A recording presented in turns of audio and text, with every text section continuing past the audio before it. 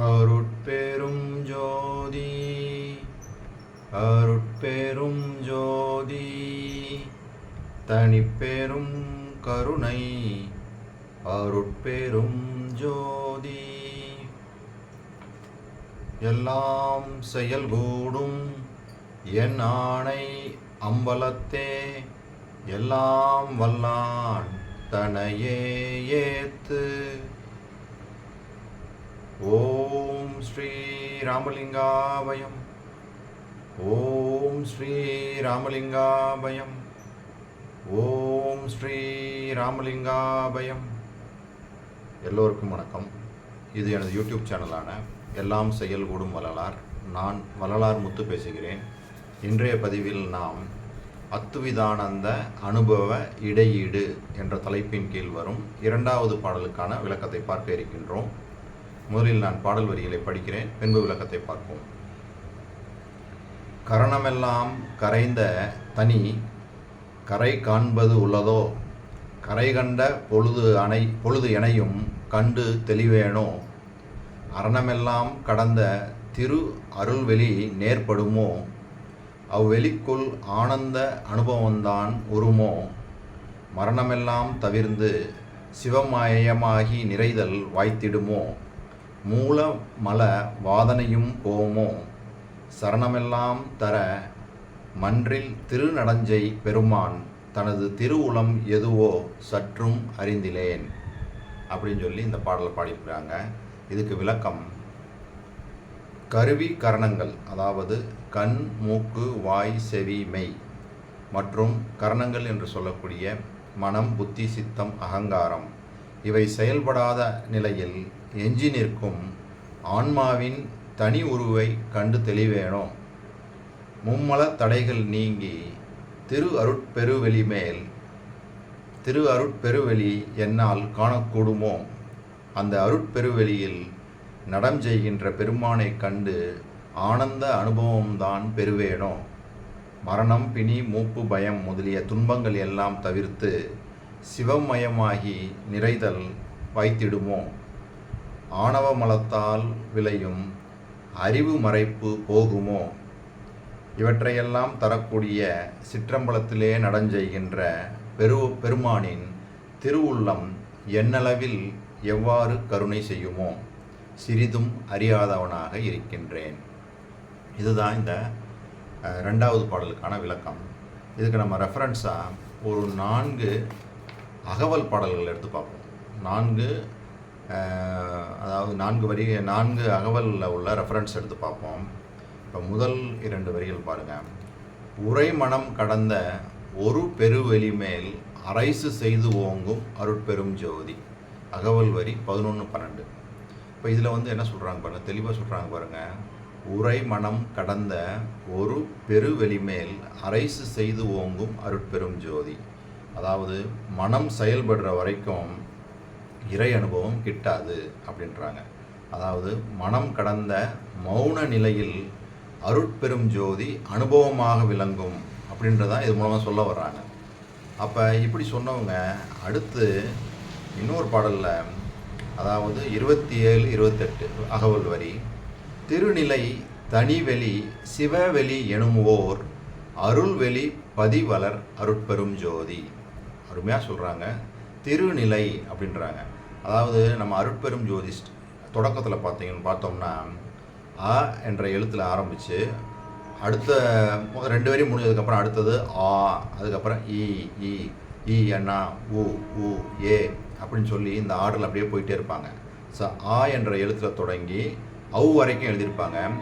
அதுக்கப்புறம் அக்கு வர்ற இடத்துல அக்கணான்னு சொல்லுவாங்கள்ல, ஆயுத எழுத்து 3 புள்ளி வரும் பார்த்தீங்களா, அந்த இடம் வர்ற இடத்துல தான் இந்த திருநிலை அப்படின்னு சொல்லி இந்த வேர்டை போடுறாங்க.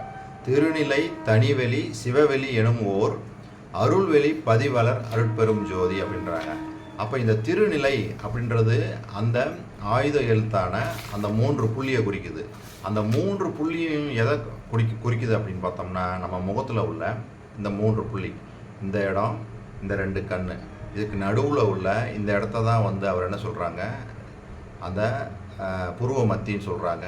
இதைத்தான் சிற்சபை, இதுக்குள்ளே தான் சிற்சபை, இதுதான் புருவ மத்தி, எல்லாமே இந்த இடத்த தான் சொல்கிறாங்க. அந்த கடவுள் விளங்கக்கூடிய இடம் சொல்லி அவர் இந்த இடத்த தான் சொல்கிறாங்க.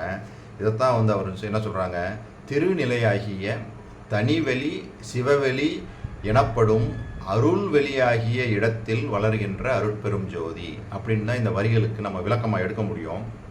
அப்போ முக்கண்கள் இதை மூணையும் சேர்த்தோம்னா இந்த இடத்துல ஒரு மாடம் மாதிரியே இருக்கும். முன்னாடி காலத்துலலாம் வீட்டில் ஒரு மாடம்னு வச்சுருப்பாங்க, அந்த இடத்துல விளக்கெல்லாம் பொருத்துவாங்க.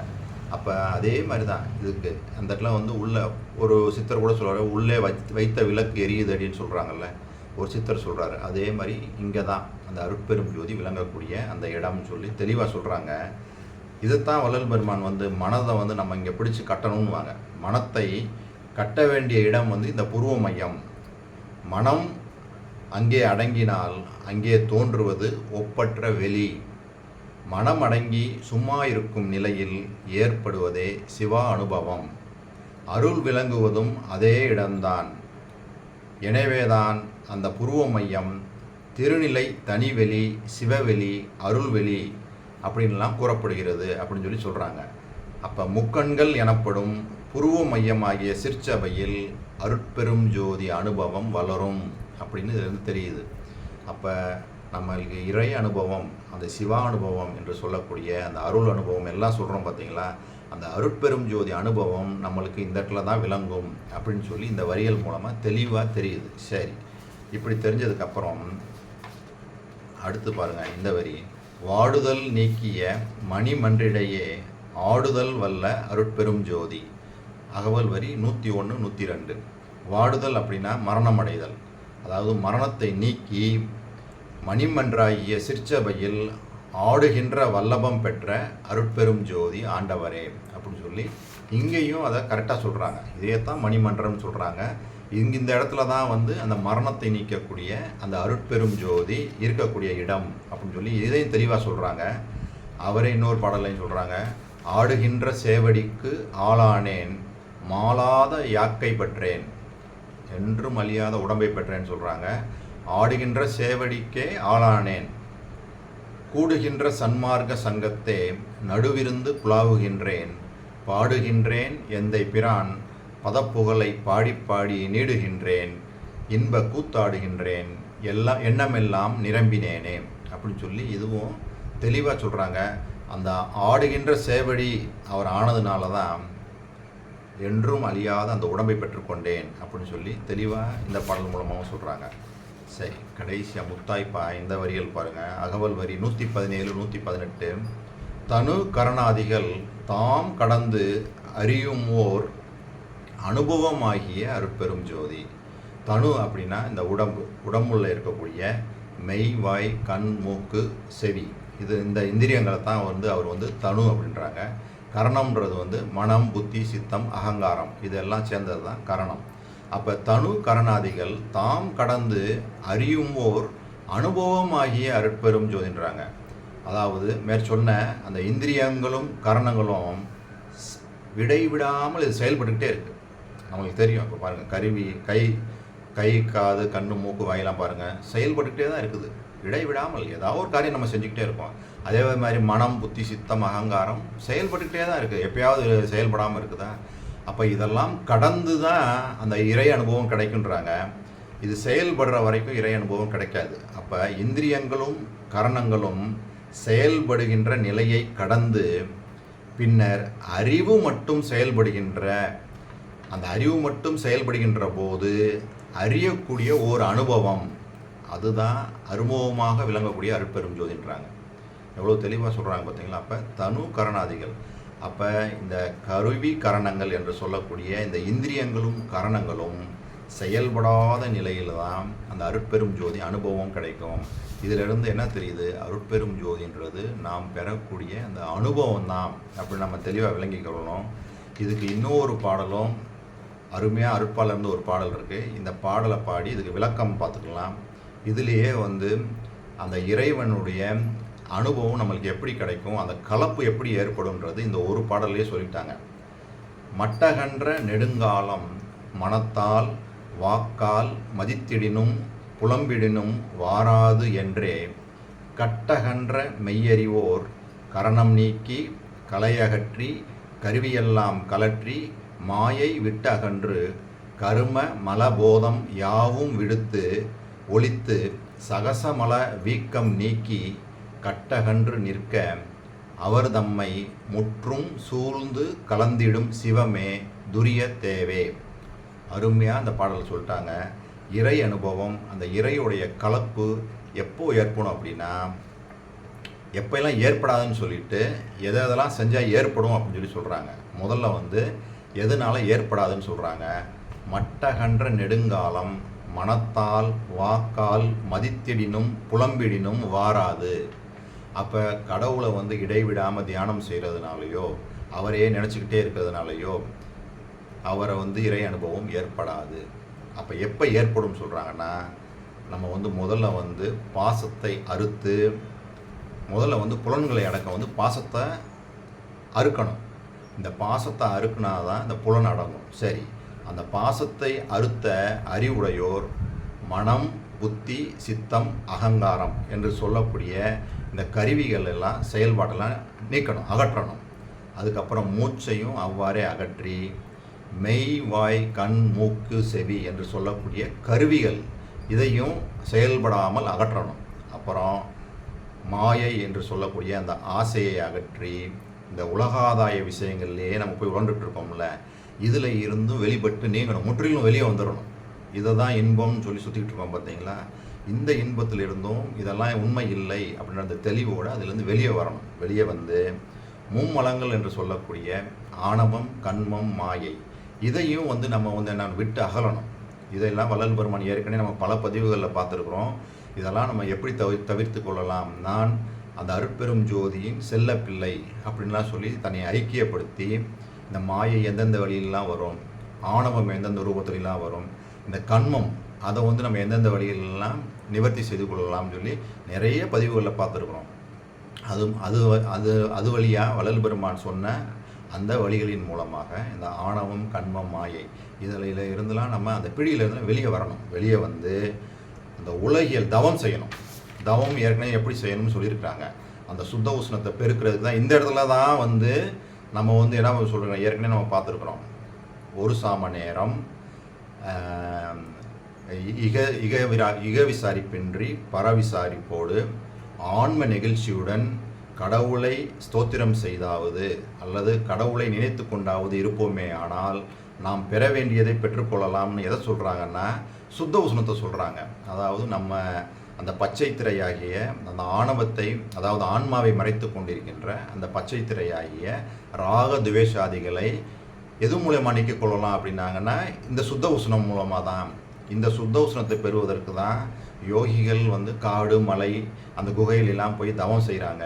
ஆனால் அதை நம்ம இந்த 3 மணி நேரத்திலேயே பெற்றுக்கொள்ளலாம் இந்த சுத்த உஷ்ணம். ஏன்னா இந்த சுத்த உஷ்ணத்தின் மூலமாக தான் நம்மகிட்ட இருக்கக்கூடிய இந்த ஆணவம் கண்மம், நம்ம உடம்புல இருக்கக்கூடிய காமம் கோபம் லோபம் மதம் ஆச்சரியம் என்று சொல்லக்கூடிய இந்த செயற்கை குணங்கள் என்று சொல்லக்கூடிய ராக துவேஷாதிகளை நீக்கி கொள்ளலான்றாங்க.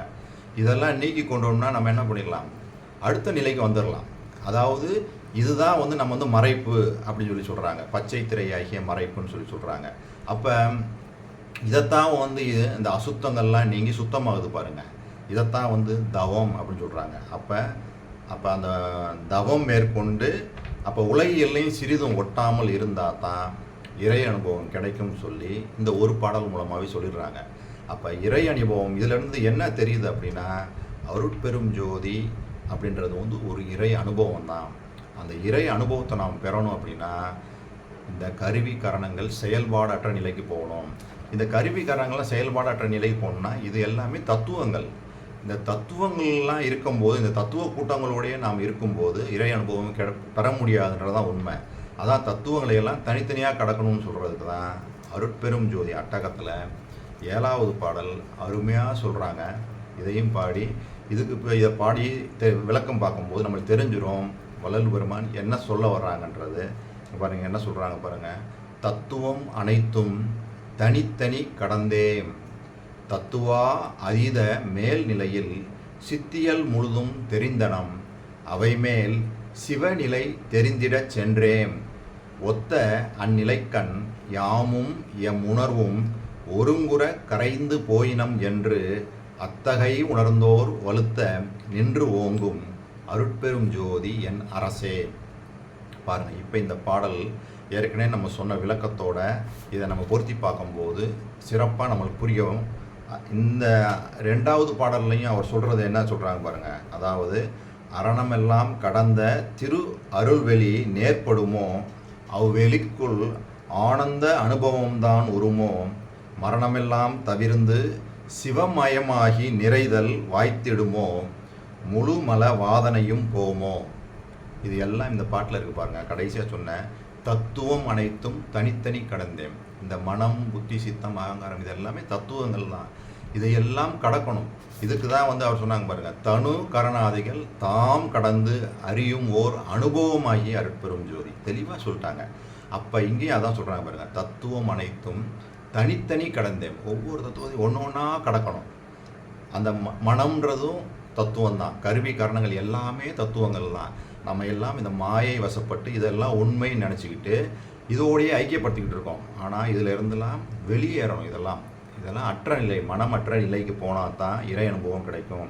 தத்துவம் அனைத்தும் தனித்தனி கடந்தேன் தத்துவா அதீத மேல்நிலையில் சித்தியல் முழுதும் தெரிந்தனம் அவை மேல் சிவநிலை தெரிந்திடச் சென்றேன் ஒத்த அந்நிலைக்கண் யாமும் எம் உணர்வும் ஒருங்குற கரைந்து போயினம் என்று அத்தகை உணர்ந்தோர் வலுத்த நின்று ஓங்கும் அருட்பெரும் ஜோதி என் அரசே. இப்போ நான் சொன்ன இந்த விளக்கங்கள் எல்லாம் நீங்களும் உங்கள் மனதில் அப்படியே அசை போடுங்க. என்ன அது, இதெல்லாம் என்ன? வள்ளல் பெருமான் ஜீவகாருண்ய ஒழுக்கத்தில் ஆரம்பித்தாங்க. பல இதுலேயும் நம்ம இப்படியே வந்துகிட்டே இருக்கும்போது இப்போ எங்கே போகிறோம்? நம்ம மனமற்ற நிலைக்கு போனால் தான் இறை அனுபவம் கிடைக்கும்னு சொல்கிறாங்க. இதையெல்லாம் நீங்களும் ரீகால் பண்ணி பாருங்கள். என்ன சொல்ல வர்றாங்க, முதல்ல சொன்ன விஷயம் என்ன, கடைசியாக இப்போ சொல்கிற விஷயம் என்ன அப்படின்றத நீங்களும் உங்களுடைய அந்த விசாரம் பண்ணுங்கள். உள்ள என்னென்னலாம் இப்போ மொத்தமாக நம்ம ஒவ்வொரு வீடியோவாக பார்த்துட்டு வரோம். ஒவ்வொரு விஷயமாக சொல்லிட்டு வந்தவங்க இப்போ இந்த இடத்துல மனமற்ற நிலையில் தான் இதுவும் கிடைக்கும், அதாவது இறை அனுபவம் கிடைக்கும்னு சொல்கிறாங்க. அப்போ அதுக்கு ஜீவகாருண்யம்லாம் பண்ணிட்டு நம்ம வர்றோம். அப்போ அதோடு சேர்ந்து இதுவும் பண்ணணும்.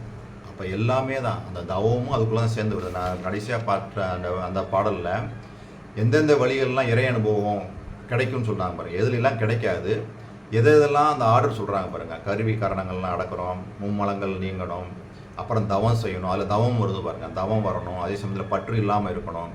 எல்லாமே காம்பினேஷன் தான். எல்லாமே சேர்ந்து தான் நம்ம அப்படியே ஒன்று ஒன்றா ஆர்டர் பை ஆர்டர் அப்படியே பண்ணிகிட்டே வரும்போது தான் நம்மளுக்கு அந்த இறை அனுபவமும் அந்த கடவுளுடைய அந்த அனுபவங்கள், சிவா அனுபவம்லாம் சொல்கிறாங்க பாருங்கள், அதெல்லாம் நம்மளுக்கு ஒன்று ஒன்றா ஏற்பட ஆரம்பிக்கும். இந்த நிலையை தான், இந்த ஆர்டரை தான் வள்ளல் பெருமான் ஒன்று ஒன்றா சொல்லிட்டு வர்றாங்க. நான் சொன்ன இந்த விஷயங்கள் எல்லாம் உங்களுக்கு புரிஞ்சிருக்குன்னு நினைக்கிறேன். இதுவரை பொறுமை காத்து எனது வீடியோவை பார்த்த உங்களுக்கு கோடான கோடி நமஸ்காரங்களும் நன்றிகளும். மீண்டும் நாளைய பதிவில் நாம் 3வது பாடலுக்கான விளக்கத்தை பார்ப்போம். அருட்பெரும் ஜோதி அருட்பெரும் ஜோதி தனிப்பெரும் கருணை அருட்பெரும் ஜோதி.